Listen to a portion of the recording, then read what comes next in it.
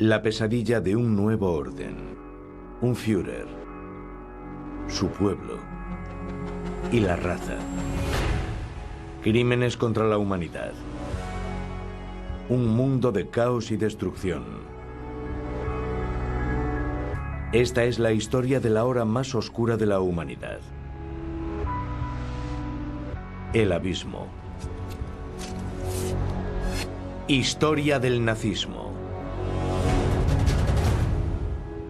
Democracia sin demócratas.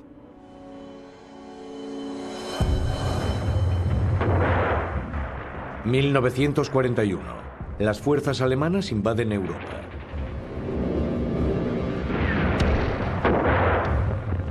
Gran parte de Francia está ocupada. El ejército alemán controla París. Los oponentes políticos del régimen nacionalsocialista que se han refugiado aquí temen por sus vidas. El socialdemócrata Rudolf Hilferding es uno de ellos. En 1929 era ministro de Hacienda de la República de Weimar. Cuando Hitler llega al poder, huye al extranjero. Los socialdemócratas exiliados están desesperados. Dentro del Reich nazi, prácticamente no hay oposición al nuevo régimen. Hilferding ayuda desde el exilio con sus informes secretos sobre la Alemania nazi. En 1937 concluyen. Para aquellos de nosotros que hemos conservado amigos íntimos, la vida es un infierno. Hay veces en las que perderemos totalmente la esperanza.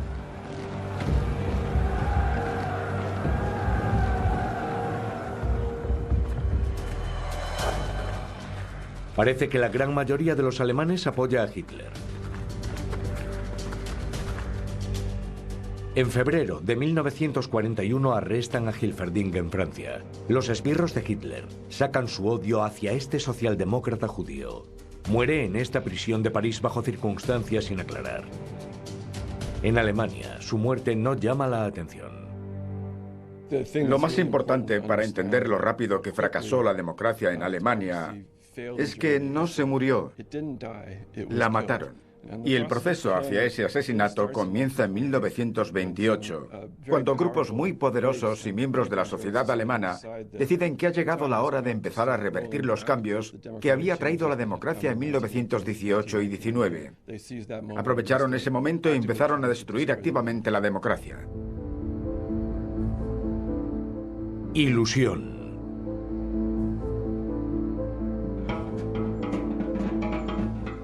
Los locos años 20, los años dorados, entre 1925 y 1928. Son tiempos de estabilidad relativa en Alemania. El nivel de vida mejora, en parte gracias a un notable auge de la construcción. Se alzan distritos nuevos enteros en las ciudades, viviendas sociales al estilo Bauhaus. 1928 es probablemente el año en el que la República de Weimar parece más prometedora. Muchas de las crisis, hiperinflación y otros problemas graves parecen superados. Los partidos democráticos tienen mayoría en el Parlamento. Los demócratas tienen muchos motivos para ser optimistas respecto al futuro. Alemania en 1928, un país liberal, democrático y moderno. Los palacios del placer son típicos de la época. También las mujeres jóvenes, seguras de sí mismas, independientes, con el pelo corto, especialmente en ciudades grandes como Berlín. Pero no a todos los alemanes les entusiasma la modernidad. Desde luego, Berlín no era toda Alemania. Y fuera de Berlín, especialmente en las zonas rurales, hay gente mucho más arraigada a las formas de vida tradicionales, más hostil hacia la política liberal moderna, hacia el cambio de roles de los géneros y de que las mujeres sean más activas en el trabajo y en la política. Es una división real entre lo urbano y lo rural que marca la política de la República de Weimar. Y esa división va creciendo mientras el dinamismo de las ciudades atrae a cada vez más gente del campo. Para muchos granjeros, los dorados años 20 son de todo menos dorados. La fuga hacia las ciudades conlleva falta de mano de obra. Los costes suben y la competencia extranjera arruina sus negocios.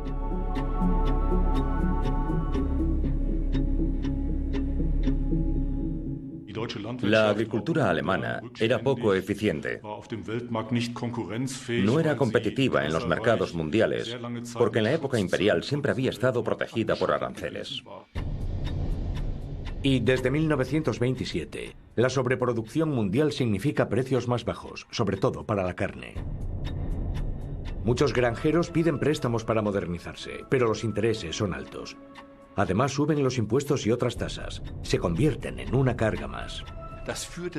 Eso colocó a los granjeros en una posición muy difícil, que llevó a quiebras y ventas forzosas. Los granjeros de Schleswig-Holstein, al norte de Alemania, salieron a las calles a protestar para pedir una rebaja de impuestos y una limitación de los intereses. Fue en vano. Los granjeros sentían que ningún partido, especialmente en el norte de Alemania, representaba sus intereses. Así que empezaron su propio movimiento de protesta, un partido del pueblo nacionalista y rural. El movimiento de la gente rural empieza en Schleswig-Holstein. Uno de sus líderes es Wilhelm Hamkens, un criador de ganado de Eiderstedt que se había visto obligado a hipotecar sus tierras. En 1928 escribió una carta abierta. Cualquiera que hipoteque o venda sus tierras o su ganado para pagar los impuestos o anime a otros a hacerlo, se está traicionando a sí mismo, a su familia y al Estado, y contribuye a la caída y esclavitud del pueblo alemán. Cuando la gente empieza a creer que las instituciones del Estado no funcionan, empieza a haber malestar. La gente se defiende e intenta tomarse la justicia por su mano. La cosa no se queda en llamadas a boicotear los impuestos. Los granjeros responden con violencia a la presión económica que reciben del Estado. Algunos sueltan a sus bueyes para que no puedan llevárselos en lugar de los impuestos. Otros asaltan a funcionarios públicos o montan barricadas para evitar las subastas forzosas. Las protestas contra la República de Weimar deberían ir dirigidas contra el progreso tecnológico. El problema no era la República de Weimar, sino la intervención de barcos refrigerados y los envíos internacionales que traían productos agrícolas de América a precios inferiores a los de las granjas europeas, causando así una crisis existencial. Alrededor de 1929, las protestas de granjeros van en aumento en varios países europeos. En Finlandia, los miembros del movimiento Lapua se sentían amenazados por el comunismo y la Unión Soviética. Los Lapua afirman que las huelgas convocadas por los socialistas solo empeoran la ya lamentable situación económica de Finlandia. En julio de 1930, 12.000 granjeros de toda Finlandia marchan sobre la capital, Helsinki. Los Lapua quieren meter presión al gobierno, que, dicen, es demasiado blando con los comunistas.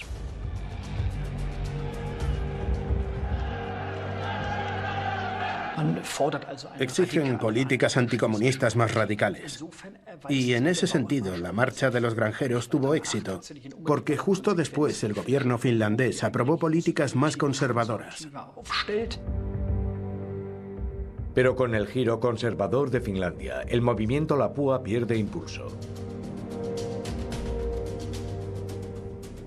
Mientras, en Schleswig-Holstein, parte de la población rural se radicaliza. En 1929, varios granjeros atacan las oficinas de impuestos regionales y del gobierno con bombas. No hay heridos. Se juzga a todos los líderes del movimiento rural, incluido Hamkens, aunque no tiene conexión directa con los terroristas. Pero aún cree que... Nadie se declaró nunca a sí mismo sano. Tuvo que luchar para recuperar la salud. A Hamkens le ponen una multa y a los terroristas los sentencian a largas penas de cárcel. A partir de entonces, las actividades del movimiento rural disminuyen. Hamkens se retira de la política, pero el NSDAP se ha beneficiado de sus actividades. El movimiento de la gente rural era una especie de telonero del NSDAP y fue absorbido gradualmente, primero localmente, luego regionalmente, por miembros de la NSDAP que lo cambiaron para adecuarlo a sus planes. 3 años después, unos meses después de hacerse con el poder en 1933, el NSDAP organiza el Festival de la Cosecha del Reich cerca de Hamelin con un claro objetivo propagandístico: halagar a los granjeros para que se unan a sus filas. En 1937, el Festival Anual de la Cosecha es uno de los mayores actos masivos de los nazis. Como celebración de esa nueva sensación de comunidad, es un acto muy especial para el Führer.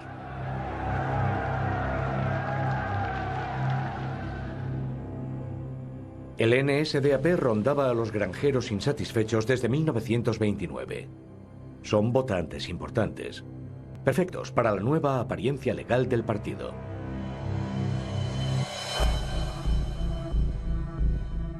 Políticas de trastienda.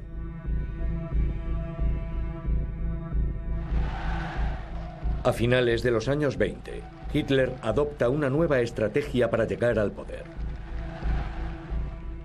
Hitler aprendió la lección de que él y su partido nunca podrían llegar al poder de forma violenta o ilegal a través de un cambio revolucionario. Se dio cuenta de que el único modo de que los nazis podrían llegar al poder era mediante elecciones.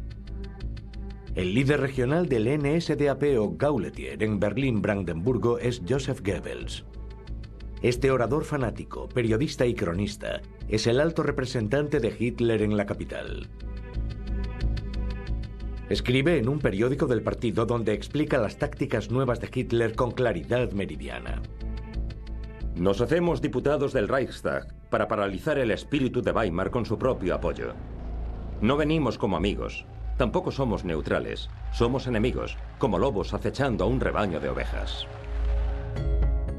En las elecciones al Reichstag de 1928, el NSDAP se queda lejos de su meta. Con el 2,6% de los votos, son solo un partido insignificante en el Parlamento. La base fuerte de los nazis sigue estando en Baviera. Muchos jóvenes se unen allí al partido en 1928. Muchos de esos hombres habían estado en la guerra, sabían lo que era la vida en el frente. Recordaban la sensación de camaradería de las trincheras, donde todo el mundo era prácticamente igual, salvo cuando había órdenes directas. Franz Büchner es uno de esos hombres. Luchó en el frente en la Gran Guerra y con 20 años supuestamente participó en 1919 en la sangrienta supresión de la República Soviética de Múnich. Como muchos otros, Büchner cree que el ejército alemán no había sido vencido en la Guerra Mundial, sino traicionado desde casa por criminales, maquinadores y traidores, marxistas, revolucionarios y judíos. Büchner se une al NSDAP ya en 1922, en una agrupación local de Starnberg. Es un ferviente seguidor de Hitler. Hitler resulta muy atractivo para estos jóvenes porque es un político poco convencional. No forma parte del establishment. Su dramática forma de expresarse lo distingue de otros políticos. Y claro, eso resulta atractivo para los jóvenes. Hitler parecía, aunque resulte paradójico hoy en día, un político moderno. En sus grupos paramilitares, especialmente las SA, los nazis practican lo que llaman virilidad de guerrero. Ensalzan la rudeza y la camaradería de la guerra. El compromiso es debilidad, también la compasión por el enemigo. En 1929, el NSDAP reúne a cientos de miles de seguidores en el mitin de Nuremberg. Franz Büchner es uno de los que desfilan ante Hitler. Büchner se ve a sí mismo como un guerrero político que lucha por votos con palabras en lugar de con los puños. Hitler cree en pasar el mensaje de hombre a hombre. Tenía un enfoque de la política electoral muy sofisticado, en cierto modo muy ingenioso y moderno. En parte porque se basaba en la idea de que se podía llegar a la gente a través de recursos emocionales, casi vacíos de contenido político, y desde luego vacíos de lógica y no necesariamente sinceros. En 1928 el NSDAP empieza a formar a sus oradores. Franz Büchner es uno de los primeros en tomar parte de un curso a distancia por correspondencia. En unas memorias de 1938, describe los objetivos de esta escuela de oradores. No se trata de ser actor, sino de ser un orador nacionalsocialista. Eso significa que deben sonarte todas las preguntas que tienes que introducir en las mentes de nuestros compatriotas. Y tú mismo debes estar empapado de idealismo. Es significativo que el NSDAP formase a sus oradores mucho más a conciencia que cualquier otro partido político. Uno de los temas favoritos de los agitadores nazis son las indemnizaciones de las que culpan directamente a los políticos democráticos. En 1929, las indemnizaciones surgen otra vez. Una comisión encabezada por el banquero estadounidense Owen Young debe ajustar la duración y el nivel de los pagos de compensación de Alemania a los vencedores de la Gran Guerra. Las asociaciones nacionalistas alemanas y los partidos quieren un referéndum nacional para bloquear el Plan Young. El referéndum contra el Plan Young pasó a ser también una campaña con la República de Weimar, porque decían, esto esclavizará a nuestros nietos. De hecho, el referéndum contra el Plan Young falló, pero sentó las bases de la creciente radicalización y desestabilización de la República. El NSDAP usa la oposición al Plan Young para difundir su mensaje y para atraer un electorado nuevo: la clase media. El NSDAP, de pronto, pasó a ser más respetable para mucha gente. Se hizo más visible. Claro que ayudó que incluso en los rincones más recónditos de la República de Weimar, la gente, de pronto, supiera que había un movimiento revolucionario con futuro, muy militante y enérgico. El partido nazi siente que va viento en popa. En 1929 celebra su primer éxito electoral real. En varias elecciones regionales duplica el número de votos que tenía antes y entran en su primer gobierno provincial en Turingia, en coalición con partidos de clase media. Diciembre de 1929 ve un éxito electoral de los nazis en Starnberg, en Baviera, con la elección de sus dos primeros regidores locales. Uno de ellos es Franz Buchner, que no tiene dudas de lo que esto significa. Ya no pueden ignorarnos. Y quieren negociar con nosotros. Les calentaremos el infierno. A partir de 1928 se observa el cambio de ambiente en Alemania, que coge un impulso nuevo con la crisis económica global. Desesperación económica.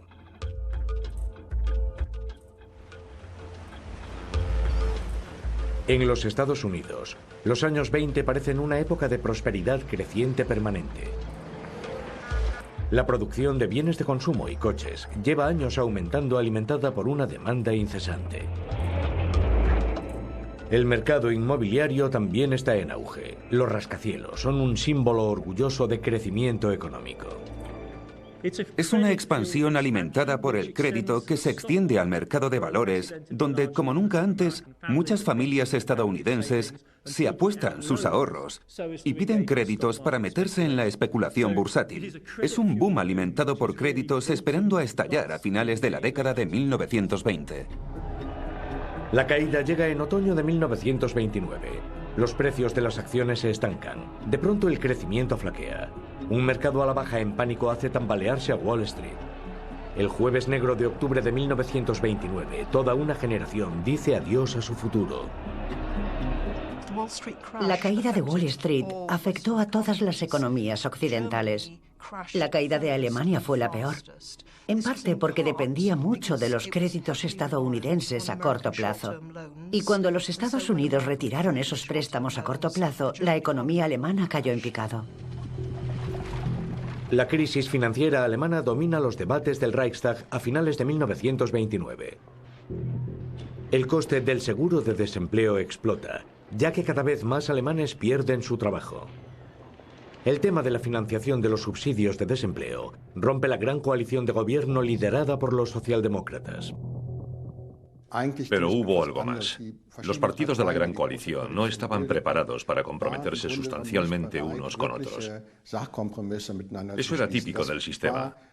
La gente se aferraba con rigidez a la posición de partido, y la idea de que la democracia solo puede funcionar si aceptas grandes compromisos con otros partidos una y otra vez no formaba parte del pensamiento político de aquella época. Hace años que no hay un gobierno que acabe el ciclo legislativo en Alemania. La media es que un gobierno dure 8 meses. Tener un gobierno estable parece imposible también en muchos otros sitios. 8 meses es también la media de Francia y de Austria. En Finlandia es menos de 10 meses. Este es un continente en crisis.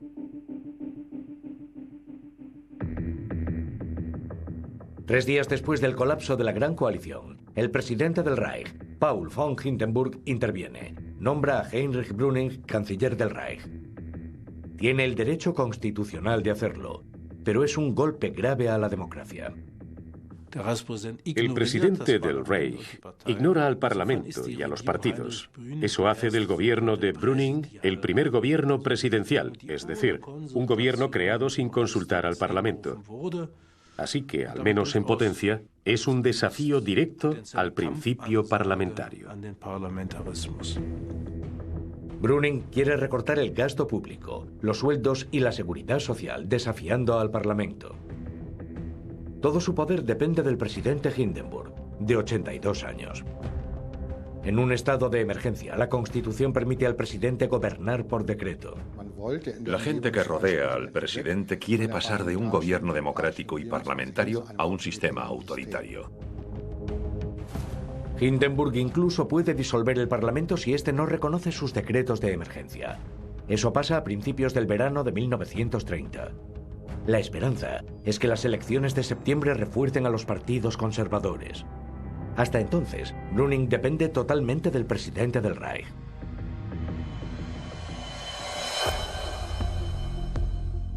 Toda Europa pide a gritos un Estado fuerte.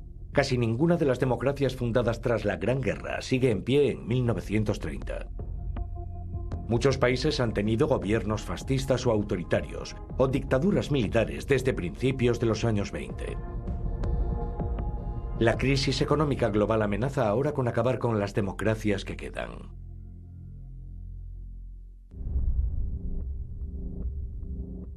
Los hombres del saco.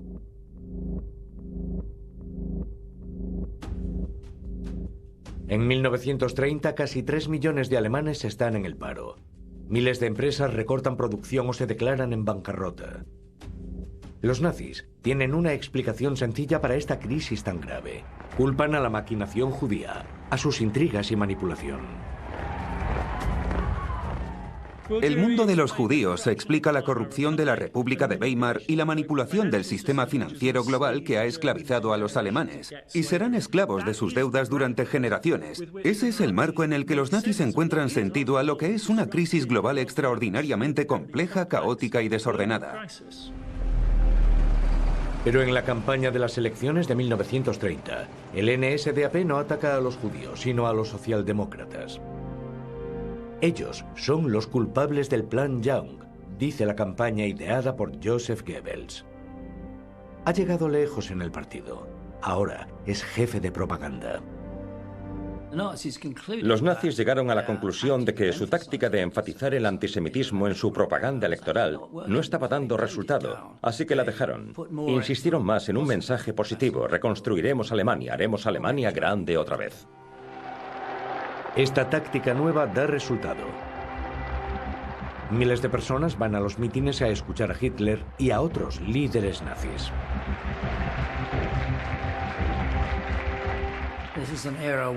En esta época, los grandes mítines ante una gran audiencia aún son el aspecto central de las campañas políticas, y Hitler era un maestro absoluto de la provocación, de causar un pico de fiebre histérica con su oratoria. En 1930, 1.500 integrantes del NSDAP han realizado la formación de oradores del partido. El NSDAP organiza muchos más actos públicos que todos los demás partidos políticos. A partir de 1928, el NSDAP se va extendiendo gradualmente por el país, creando más y más grupos, y los miembros que atrae son muy activos. El partido nazi en gran parte aún se autofinancia. Los miembros se compran sus uniformes y pagan para asistir a los actos en los que aparece Hitler. En 1930 la mayoría de los miembros son hombres jóvenes. Pocas mujeres se les han unido. En 1930, la violencia entre nacionalsocialistas y la izquierda aumenta notablemente. Donde antes los recibía con repulsión la clase media, ahora los nazis son cada vez mejor recibidos como la fuerza del orden en un mundo caótico.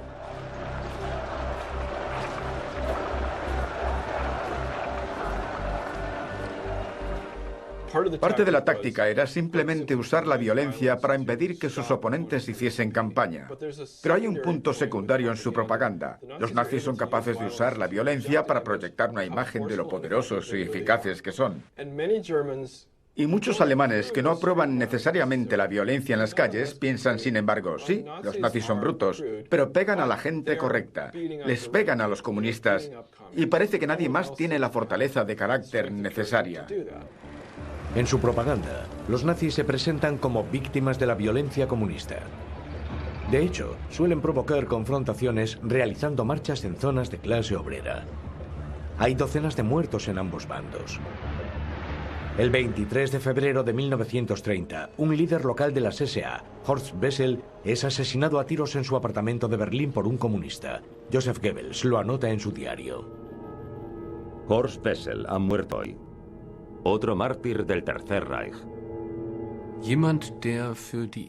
Cuando alguien muere por las creencias que defiende tu grupo, pasa a ser un símbolo poderoso de esas creencias, y eso refuerza cómo deberías comportarte por los intereses de ese grupo.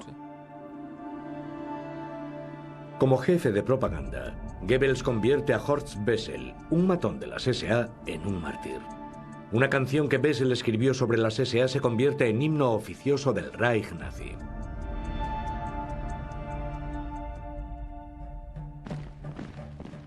El mensaje del NSDAP es conscientemente emotivo. Solidaridad, comunidad, nuevos comienzos. La promesa de un futuro mejor. Uno de los muchos eslóganes de los nazis es la comunidad antes que uno mismo. Es algo que suena cómodo y familiar para muchos trabajadores. La nueva comunidad nacional será una sociedad donde la lucha de clases ya no exista. Es una ilusión fatal. Muchos no logran ver la cruel base de esa ideología. Sí, los nazis son radicales, pero se presentan como el partido de la ley y el orden.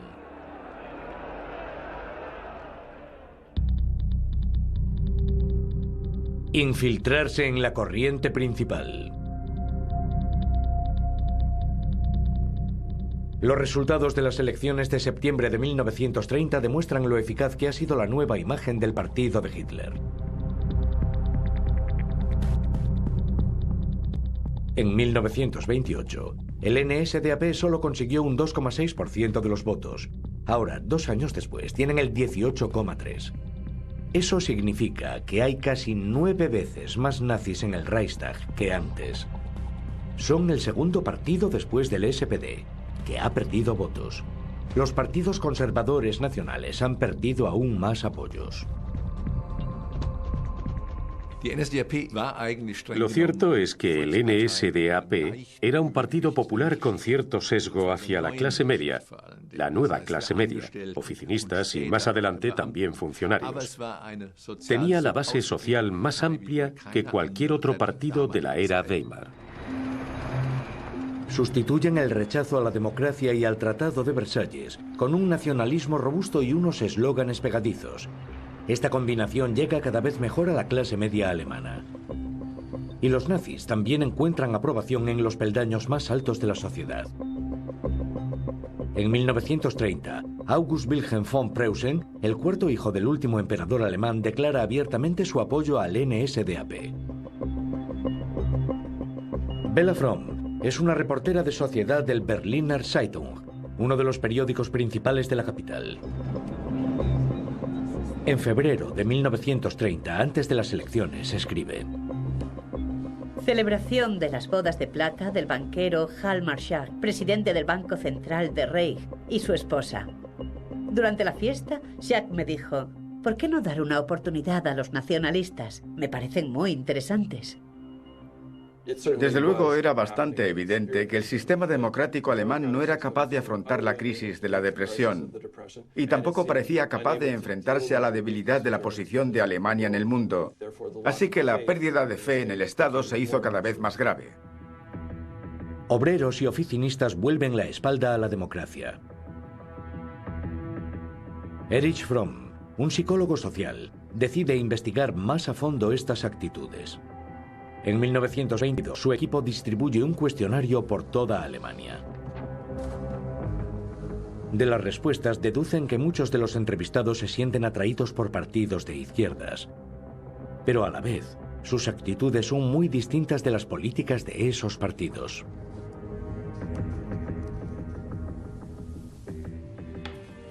Uno de los entrevistados es un técnico de mantenimiento de 37 años, casado y con un hijo. Es organizador voluntario en un sindicato, no está afiliado a ningún partido, pero vota a los socialdemócratas. En el cuestionario queda claro que apoyaría una revolución socialista que afectase a la titularidad de los recursos. Al preguntarle su opinión sobre políticas de racionalización en las empresas, responde con sarcasmo: les van muy bien a los empresarios. Otros puntos de la política de izquierdas, como la paz, la libertad y la igualdad, son menos atractivas. Este sindicalista, padre de familia, cree que, lejos de necesitar más igualdad como proponen los socialdemócratas, el sitio de la mujer es la cocina. Muchos trabajadores que apoyaban tradicionalmente a partidos de izquierdas, en realidad tienen ideas muy conservadoras y son receptivos a los eslóganes del nacionalsocialismo. Al vivir en una sociedad en la que las cosas varían constantemente, como en la República de Weimar, donde la política está tan polarizada, te dejas llevar. Ya no mantienes unas ideas socialistas o nacionalsocialistas, seleccionas los elementos que encajan con lo que sientes. Los nazis se abstienen de lanzar eslóganes contra los judíos en público, pero en el fondo, Hitler y sus colaboradores siguen siendo antisemitas fanáticos. Los diputados del NSDAP en el Reichstag acuden de uniforme el primer día de sesiones parlamentarias tras las elecciones de 1930. Bella Fromm recuerda ataques a negocios judíos. De camino al Reichstag, celebraban su victoria con ataques a varias tiendas. Curiosamente, nadie los vio y no se detuvo a nadie. Se da la casualidad de que los proyectiles solo alcanzaron objetivos no arios. Una coincidencia extraña. En 1934, a Bella Fromm, como a todos los periodistas judíos, le prohíben ejercer su profesión. En 1938 huye de Alemania. En 1944 publica un libro en Nueva York sobre sus experiencias en Berlín, instando al mundo libre a no cejar en su lucha contra la Alemania nazi. Legalmente, los judíos tienen igualdad total en la República de Weimar, pero en muchos sectores de la sociedad no se los acepta totalmente. La discriminación es visible en todas partes. Mucho antes de 1933, antes de que los nazis llegasen al poder, a los judíos se les había prohibido el acceso a ciertas zonas de la vida pública. Hoy lo llamaríamos zona de exclusión de judíos. Por ejemplo, hay hoteles en el Báltico y en el Mar del Norte que se anuncian abiertamente como libres de judíos. No son balnearios cosmopolitas tradicionales del imperio como Heringsdorf, sino pequeños hoteles de nueva creación que prohíben el acceso de judíos para atraer a clientela no judía. Ya en 1931, con el empeoramiento de la crisis política, en el Paseo de Zinovich ondea una esvástica.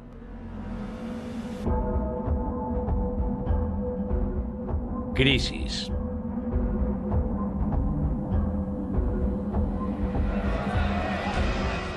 En julio de 1931, los primeros bancos se quedan sin fondos, cuando miles de clientes poseídos por el pánico intentan retirar sus ahorros. El canciller Brüning cierra todos los bancos durante 2 días. La crisis económica es ya una crisis sistémica. En 1931 está claro que la normalidad no volverá, que el sistema está roto. El sistema financiero alemán está al borde del colapso, los bancos están cerrados, la gente debe entender que sus ahorros no están a salvo en los bancos, que el sistema crediticio no se reiniciará, que ni siquiera los buenos negocios consiguen crédito. El canciller del Reich, Heinrich Brüning, no se aparta de su línea. Reduce el gasto público, sube los impuestos y recorta los pagos de la seguridad social. Hay que equilibrar el presupuesto. Pero las medidas de austeridad solo empeoran la crisis. En 1931 hay 4,5 millones de parados. Uno de ellos decide grabar el momento. Walter Ballhause, de 19 años de Hannover, acaba de terminar su formación como técnico de laboratorio, pero no hay trabajo. Para mantenerse ocupado, vaga por la ciudad con su cámara fotografiando a gente en crisis. Gente superflua la llama.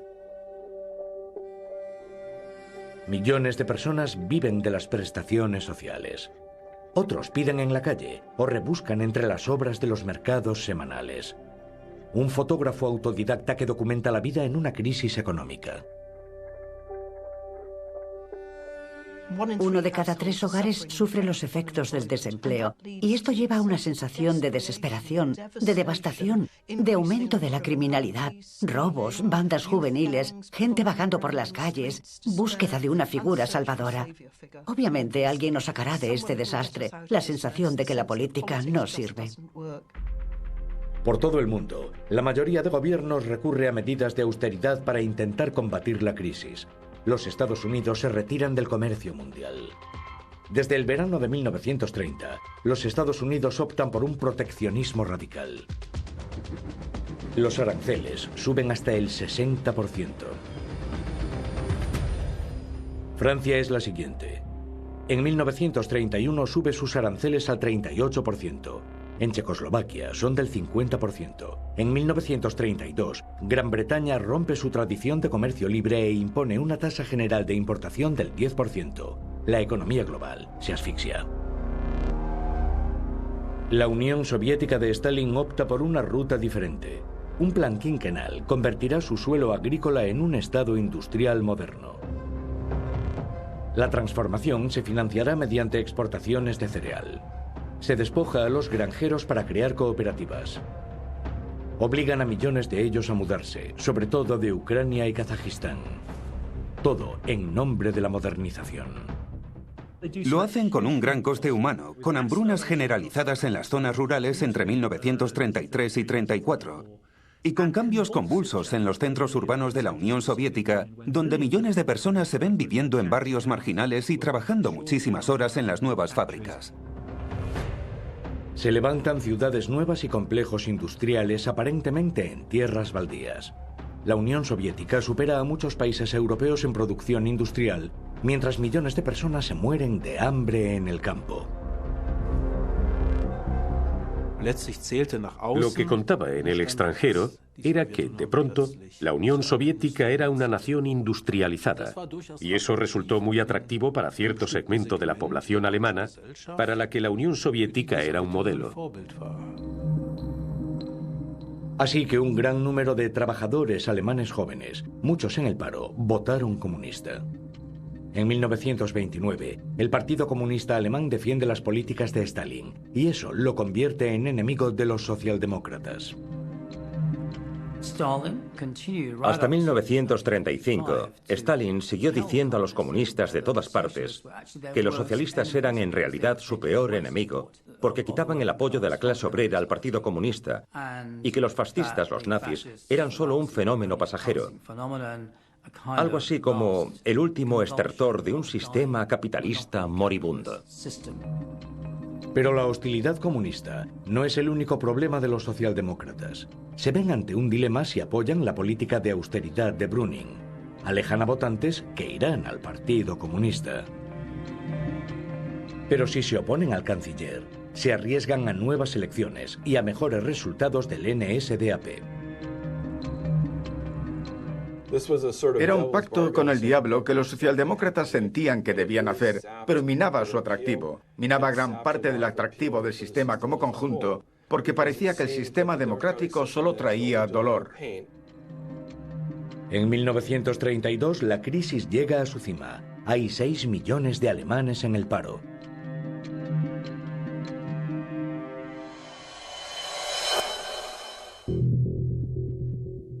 Un rumbo nuevo.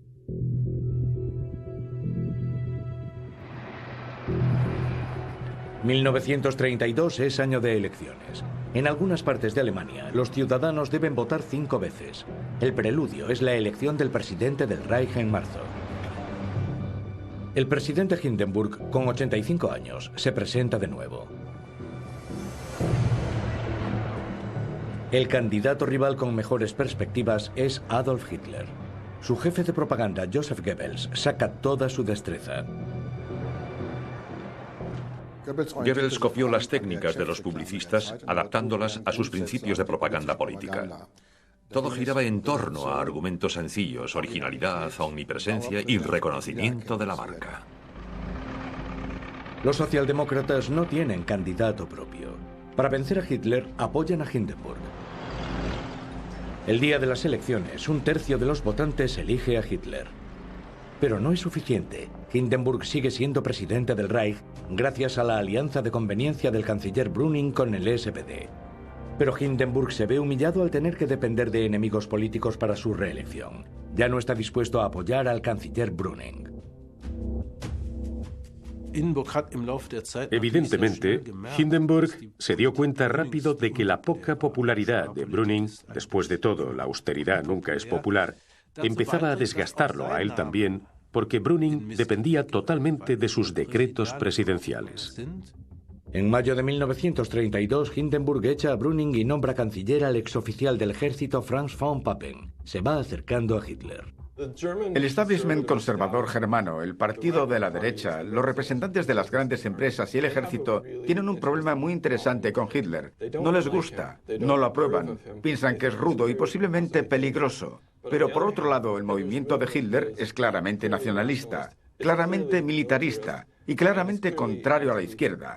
Es antisocialista y anticomunista. Todo eso les gusta. Así que llegan a una conclusión. Por rudos que sean este hombre y su partido, esta podría ser la base electoral para seguir con nuestra agenda. Creyendo que el NSDAP apoyará a su gobierno en el Parlamento, von Papen disuelve el Reichstag y convoca nuevas elecciones. La campaña electoral dura 8 semanas y acaba con mucha violencia. Zonas de Berlín se ven inmersas en un estado próximo a la guerra civil. En el verano de 1932, más de 300 alemanes mueren en tiroteos y peleas callejeras. Es un nivel extraordinario de violencia política y un ambiente de pobreza en masa que llega incluso a aspectos de la vida de la clase media, además de la violencia en las calles. Eso crea una sensación de crisis terminal. El NSDAP es el que más contribuye a los disturbios mientras proclama que es el único que puede restituir el orden. Durante toda la campaña, Hitler promete abolir la democracia. Ich habe mir ein Ziel gestellt, nämlich die 30 Parteien aus Deutschland hinauszufegen. Hitler parece más moderno que cualquiera de sus adversarios. Va de un lado al otro del país en avión y lo graban en todas partes. Goebbels crea una imagen de Hitler, el Führer sobre Alemania. En sus 4 vuelos por Alemania, Hitler da un mínimo de 150 mítines, 3 o 4 al día ante miles de personas.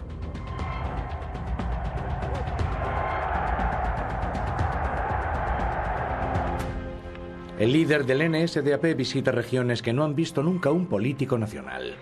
El apoyo de los votantes sube exponencialmente y en 1932 van más mujeres a los mítines. A muchas les interesa el mensaje de Adolf Hitler.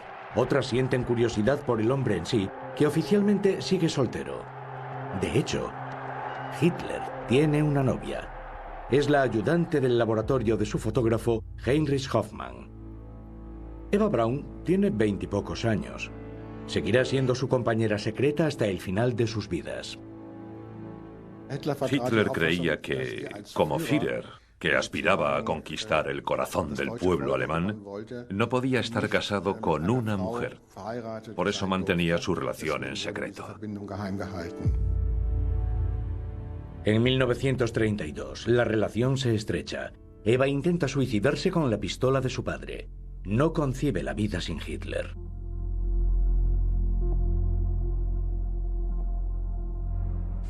A partir de aquí, esta pareja desigual mantiene una extraña relación a distancia. Él, el político adorado, ella la amante que espera en las sombras.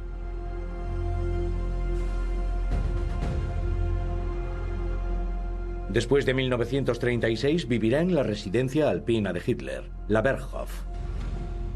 Pero incluso allí, muy pocos visitantes saben que Eva Braun es más que el ama de llaves que aparenta ser. Hitler arrastrará al mundo al abismo, y Eva Braun le será leal hasta el final. La primera víctima de Hitler es la democracia alemana. Nosotros decimos, el único modo de eliminar al demonio es cuando aún es pequeño. Hay que erradicar algo así desde que es embrión. Que en 1930 los nazis solo obtuvieran el 18% de los votos y que el 82% aún no fuesen nazis, no debió tranquilizar precisamente a la mayoría del pueblo alemán. En las elecciones al Reichstag de julio de 1932, un sorprendente número de personas que nunca había votado apoya a Hitler. A pesar de lo violento de la campaña, acuden a las urnas más alemanes que nunca. El resultado es un terremoto político. Los dos partidos católicos, el Zentrum y el BVP, consiguen algunos escaños. Pero los partidos nacionalistas conservadores casi desaparecen. El voto socialdemócrata aguanta razonablemente bien y sigue siendo el segundo grupo más numeroso del Reichstag. El KPD, los comunistas, registran ganancias pequeñas, pero el claro ganador con más del 37% de los votos es el NSDAP. Tienen éxito donde ningún otro partido alemán lo había tenido antes en la organización de una coalición grande y muy diversa socialmente. Eso los lanzó al poder. El NSDAP gana apoyos en todas las regiones y en todos los grupos sociales. 2 años antes, en 1930, solo tenía mayoría en Prusia Oriental. Ahora, en 1932, solo hay 8 distritos electorales en los que no obtiene la mayoría. Estos incluyen la capital, Berlín, y varias regiones predominantemente católicas.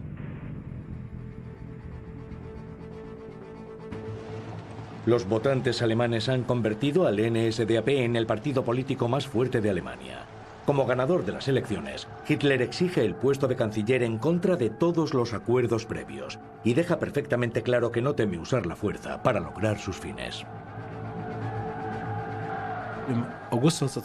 En agosto de 1932, en Potempa, una ciudad de la Alta Silesia, los nacionalsocialistas asesinan brutalmente a un trabajador sospechoso de ser simpatizante comunista. Lo atropellan, lo machacan, lo matan de una forma totalmente bárbara. ¿Y qué hace Hitler? Expresa su solidaridad con los asesinos.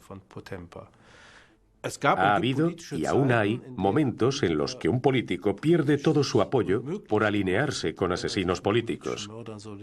Ese no fue el caso en Alemania. El Estado consciente. El presidente Hindenburg conmuta las penas de muerte de los asesinos por cadenas perpetuas. Pero Hitler no llega a ser canciller. Hindenburg convoca nuevas elecciones para noviembre. Por primera vez desde 1928, el NSDAP pierde votos. Pasa del 37,4% al 33,1%. Sigue siendo el partido con mayor representación en el Reichstag, pero de pronto la perspectiva de llegar al poder se aleja. En las elecciones de noviembre, Hitler pierde un 4% de votos y parecía que el nacionalsocialismo retrocedía, que había tocado techo. Y justo en ese momento, los consejeros del presidente lo instan a que nombre canciller a este hombre, ya que era el momento de tenerlo bajo control. Las fuerzas del nacionalismo conservador juegan a un juego peligroso. Intentan usar a Hitler como su marioneta para lograr sus propósitos. Papen persuade al muy anciano y cada vez más senil presidente Hindenburg de que puede domar a Hitler, de que puede usar a Hitler. Le dice que debería nombrar a Hitler canciller de un gabinete mixto. Las viejas élites, los nacionalistas conservadores, controlarán su energía, su apoyo y lo usarán para llevar a cabo sus proyectos, sus deseos particulares. El 30 de enero de 1933, Hindenburg nombra a Adolf Hitler canciller del Reich. A la mayoría de Alemania la pilla por sorpresa, también a muchos diplomáticos extranjeros, como Camille Hoffmann, agregado de prensa de la embajada checoslovaca, que escribe: Se han apresurado en formar gabinete. Hitler está en él con el doctor Frick y Goering, pero Hugenberg, Papen y el ministro del ejército Blomberg también están en él como gendarmes. No es un gobierno nacionalsocialista ni revolucionario, aunque incluya el nombre de Hitler. Este no es el Tercer Reich. Sería un segundo Reich y algo más. El nuevo vicecanciller Franz von Papen cree que ha sido más listo que Hitler y sus burdos camisas pardas. Papen dijo la famosa frase: lo hemos contratado. Dentro de 6 semanas lo habremos arrinconado tanto que chillará. Obviamente son famosas estas últimas palabras, porque como se vio luego, Hitler no estaba atrapado en absoluto. Lo que estos señores aristocráticos habían hecho era no entender lo astuto e implacable que era Hitler y lo ansioso que estaba por explotar cualquier herramienta posible que cambiase las tornas para estos actores de la élite y colocarse así en una posición de poder absoluto.